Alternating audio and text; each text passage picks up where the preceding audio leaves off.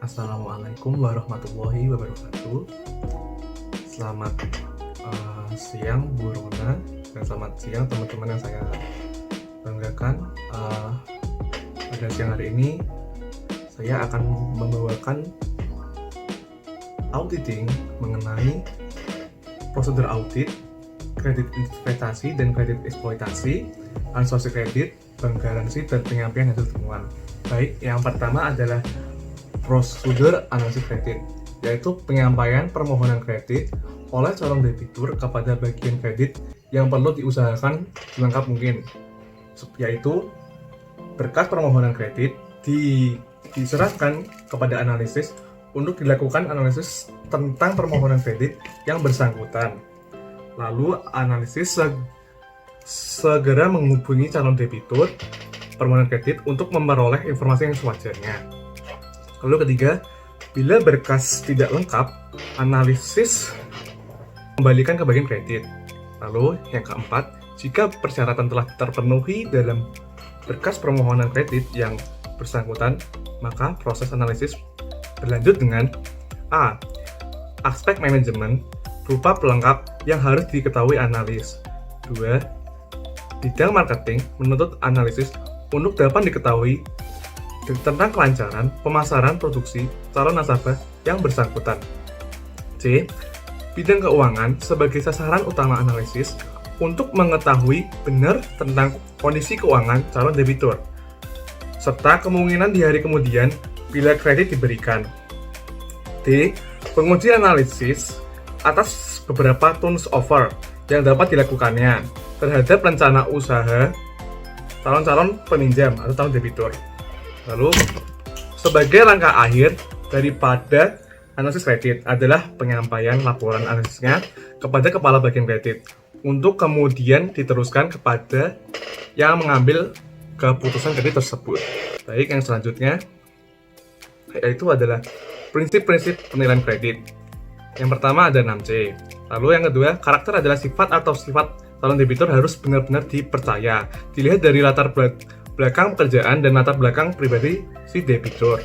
Lalu yang ketiga, capability, untuk melihat kemampuan calon nasabah dalam membayar kredit yang dihubungkan dengan kemampuannya mengelola bisnis serta kemampuannya mencari laba. Lalu yang keempat, capital, untuk mengetahui sumber-sumber pembiayaan yang dimiliki nasabah terhadap usaha yang akan dibayar oleh bank. Lalu yang kelima ada collateral, merupakan jaminan diberikan oleh calon nasabah baik yang bersifat fisik maupun non-fisik. Lalu yang keenam, condition, untuk menilai kondisi ekonomi sekarang dan yang akan datang sesuai dengan sektor masing-masing.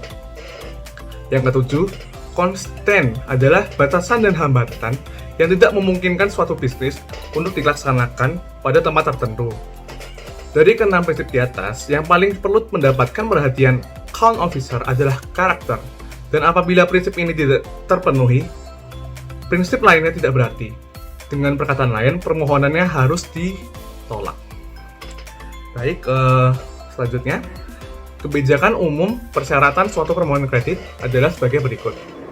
Yang pertama adalah surat permohonan fasilitas kredit.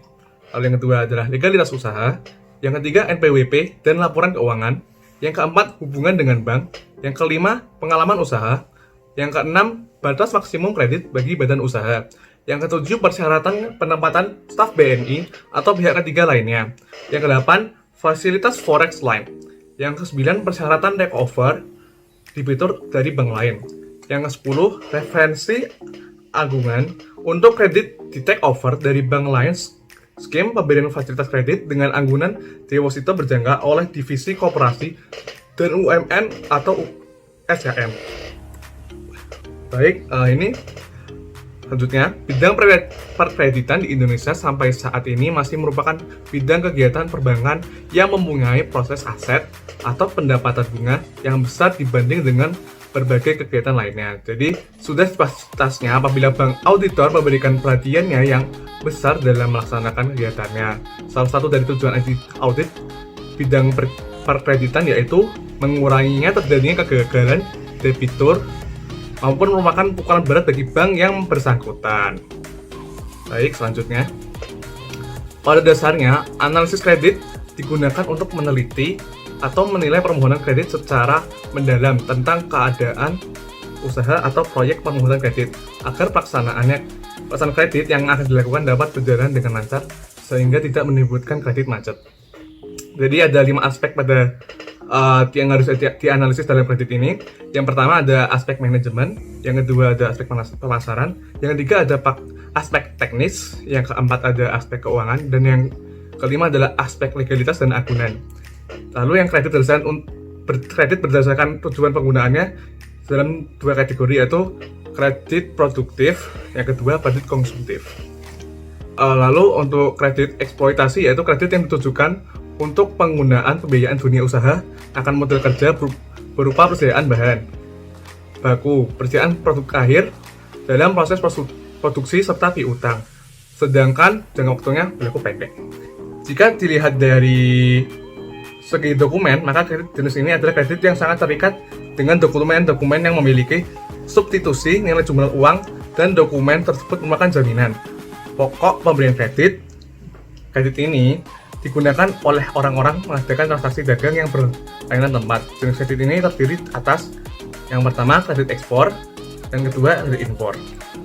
Jika dilihat dari segi besar kecilnya aktivitas putaran usaha, yaitu melihat dinamika sektor yang digeluti, aset yang dimiliki dan sebagainya, maka jenis kredit ini terdiri atas yang pertama kredit kecil, yaitu kredit yang diberikan pada pengusaha yang digunakan sebagai pengusaha kecil. Lalu yang kedua kredit menengah, yaitu kredit yang diberikan kepada pengusaha yang asetnya lebih besar dan dari pengusaha kecil. Yang terakhir kredit besar. Lalu jika dilihat dari segi jangka waktunya, jenis kredit meliputi yang A, kredit jangka pendek short term loan, yaitu kredit yang berjangka waktu maksimum 1 tahun. Bentuknya dapat berupa kredit rekening koran, kredit penjualan, kredit pembeli, dan kredit resto. Lalu yang kedua kredit jangka menengah atau medium term loan, yaitu kredit berjangka waktu antara 1 sampai 3 tahun. Dan yang terakhir adalah kredit jangka panjang atau long term loan, yaitu kredit yang berjangka lebih dari waktu 3 tahun. Baik, selanjutnya kredit yang dijamin oleh asuransi. Yang pertama, berdasarkan norma-norma perkreditan yang sehat, wajar, dan berlaku umum. Lalu yang kedua, sesuai dengan manual pemberian kredit yang sesuai dengan SE Bank Indonesia. Yang ketiga, KE debitur yang memiliki izin usaha yang ditentukan oleh pihak yang berwenang dan tidak bertentangan dengan hukum. Lalu yang keempat, debitur yang tidak sedang dalam proses kepailitan atau telah dinyatakan pailit atau bubar demi hukum. Yang kelima, debitur yang tidak memiliki tunggakan kredit yang digolongkan kualitas kredit atau yang diragukan. Lalu selanjutnya, dalam hal kredit massal atau berkelompok, kriteria kredit yang dapat dijamin adalah kredit yang mempunyai sektor ekonomi sama dan ditinjau dari aspek manajemen, pemasaran, pembelanjaan, dan aspek teknis. Usaha tersebut memerlukan pengelolaan yang terkait satu sama dengan lainnya. Selanjutnya adalah asuransi kredit. Asuransi kredit adalah proteksi yang diberikan oleh asuransi kepada bank umum, lembaga pembiayaan keuangan, atau atas resiko kegagalan debitur di dalam melunasi fasilitas kredit atau pinjaman tunai, cash loan, seperti kredit modal kerja, kredit perdagangan, dan lain-lain yang diberikan oleh bank umum atau lembaga pembiayaan keuangan. Lalu yang kedua, pada asuransi kredit yang menjadi tetanggung adalah bank umum atau lembaga pembiayaan. Asuransi kredit bukan debitur yang meminjam dari dana bank umum atau lembaga pembiayaan keuangan tersebut. Dengan demikian, asuransi kredit adalah merupakan bi-party agreement di mana hanya ada 2 pihak yang terlibat, yaitu perusahaan asuransi sebagai penanggung dan bank umum atau lembaga pembiayaan sebagai tertanggung. Baik, selanjutnya asuransi kredit yang ketiga yaitu adalah objek pertanggungan. Pada asuransi kredit adalah resiko timbulnya kerugian yang dialami oleh bank umum atau lembaga pembiayaan keuangan karena adanya kredit macet debitur. Dan yang keempat, asuransi yang dapat melakukan penjaminan adalah asuransi yang mempunyai izin atau melakukan penjaminan asuransi kredit dari Departemen Keuangan. Lalu selanjutnya adalah mengenai bank garansi. Bank garansi adalah semua garansi yang diterima atau diberikan oleh suatu bank untuk pihak tertentu, baik perorangan atau badan usaha yang dinyatakan oleh bank akan dipenuhi kewajibannya dari pihak yang dijamin tersebut kepada pihak lainnya selaku penerima jaminan. Bila pada waktu tertentu telah ditetapkan pihak dijamin tidak dapat memenuhi kewajibannya atau pembayarannya. Jasa perbankan untuk menjamin terlaksananya transaksi yang terjadi antara pihak luar bank dan kemungkinan risiko yang tertimbul di kemudian hari semakin diminati kalangan bisnis. Hal ini sejalan dengan perkembangan bisnis yang menuntut adanya integritas antara pihak-pihak yang melakukan transaksi. Bank sebagai pihak yang dilibatkan berada di antara kedua belah pihak dalam memberikan jaminan berupa bank garansi. Mekanisme bank garansi adalah bank penerbit bank garansi setelah ada transaksi sebelumnya. Dalam arti untuk menerbitkan bank garansi harus ada kegiatan pokok yang dijamin melalui bank garansi. Lalu selanjutnya, kegunaan dari bank garansi. Yang pertama yaitu adalah tender, yaitu bank garansi yang diberikan oleh bank untuk para kontraktor maupun level lansir. Yang kedua, untuk perdagangan, yaitu bank garansi yang diberikan kepada pihak pabrikan untuk kepentingan agen atau level lansir produk-produk pabrik tersebut. Penanggungan biaya masuk, yaitu bank garansi yang diterbitkan untuk menjamin kepada Dinas Bea dan Cukai untuk pembayaran biaya masuk barang impor. Lalu cukai rokok, yaitu bank garansi yang diberikan dalam rangka menjamin atas pembayaran cukai rokok yang ditangguhkan, sementara rokok tersebut adalah beredar atau dipasarkan. Lalu yang terakhir adalah uang muka kerja, yaitu bank garansi yang diberikan untuk mengambil uang muka, melaksanakan proyek dalam kontrak-kontrak tertentu. Lalu ada bentuk dari bank garansi sendiri. Yang pertama adalah penerimaan atau penerbitan jaminan dalam bentuk bank garansi, baik dalam rangka pemberian kredit, sharing, dan standby loan, maupun dalam rangka pelaksanaan proyek seperti bid bonds, performance bonds, dan advance payment bonds. Lalu yang kedua adalah akseptansi atau endorsement surat berharga, yaitu pemberian jaminan atau garansi dalam bentuk penandatanganan kedua atau seterusnya atau whistle dan promise accept. Ada jangka waktu dari bank garansi sendiri. Bank garansi bisa dikatakan sebagai perjanjian ikutan atau accessorial. Timbulnya perjanjian bank garansi karena adanya perjanjian pokoknya. Dengan demikian, masa berlakunya bank garansi akan berakhir karena berakhirnya masa berlakunya perjanjian pokok atau berakhirnya bank garansi sebagaimana ditetapkan dalam bank garansi itu sendiri. Untuk masa berlaku bank garansi hanya 1 kali saja. Bila menghendaki dapat diperpanjang. Lalu ada bahan prestasi klaim bank garansi. Contoh kasus bank garansi. Bila pihak yang dijamin melakukan bahan prestasi atau tidak janji, maka pemegang bank garansi dapat melakukan klaim pada bank penerbit atau bank garansi tersebut. Bank-bank memiliki ketentuan yang berbeda dalam memberikan waktu penyampaian klaim, namun umumnya waktu yang diberikan hanya 2 minggu sejak berakhirnya bank garansi.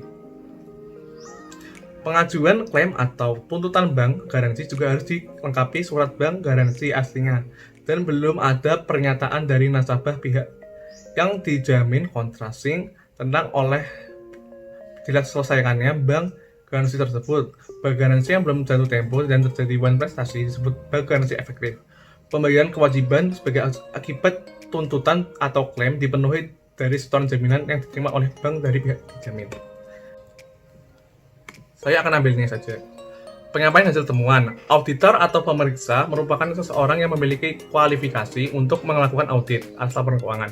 Berbeda dengan auditor independen, auditor eksternal, atau auditor pemerintah, yaitu Badan Pemeriksa Keuangan (BPK), bekerja berdasarkan majority, sehingga dengan kata lain, mau tidak mau harus melakukan pemeriksaan atas laporan keuangan.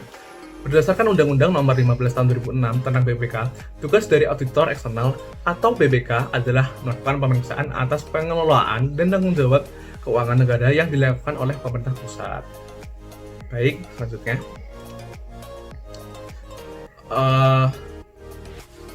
Tatanan etika yang disepakati untuk auditor eksternal diatur dalam Peraturan BPK Nomor 8 Tahun 2015 tentang Kode Etik Badan Pemeriksa Keuangan.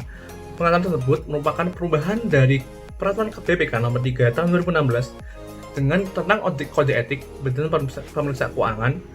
Kode etik harus ditunjukkan dalam sikap, ucapan, dan perbuatan selama menjalankan tugasnya. Penerapan pelaksanaan kode etik ini merupakan salah satu penguatan zona integritas untuk mendukung tata kelola pemerintah yang lebih baik. Komponen penilaian zona integritas yaitu pengukir dan hasil. Selanjutnya adalah rekanan menganggap bahwa hasil pemeriksaan lapangan tidak dikomunikasikan kembali untuk dilakukan klarifikasi atas hasil temuan. Contoh lainnya yaitu Pemda merasa bahwa tidak dilakukannya konfirmasi atas temuan pemeriksaan aset yang hilang atau aset yang tidak diketahui keberadaannya. Padahal aset tersebut dapat dijelaskan dengan sudah rusak berat atau dibawa oleh pensiun, dan lainnya sebagainya. Apabila komplainnya dilakukan selama tahap penyampaian konsep hasil temuan, masih dapat dilakukan komunikasi dan klarifikasi. Namun, apabila komplainnya sudah tahap penyampaian laporan hasil pemeriksaan dan bahkan dilakukan tuntutan ke aparat penegak hukum, maka akan menjadi masalah bagi pemeriksa bahkan lembaga itu sendiri. Berbagai sedikit pengalaman dalam proses penyampaian temuan pemeriksaan agar tidak terjadi komplain dan permasalahan dalam penyampaian dan penyajian temuan pemeriksaan. Maka tim pemeriksa perlu memperhatikan hal-hal diantaranya sebagai berikut.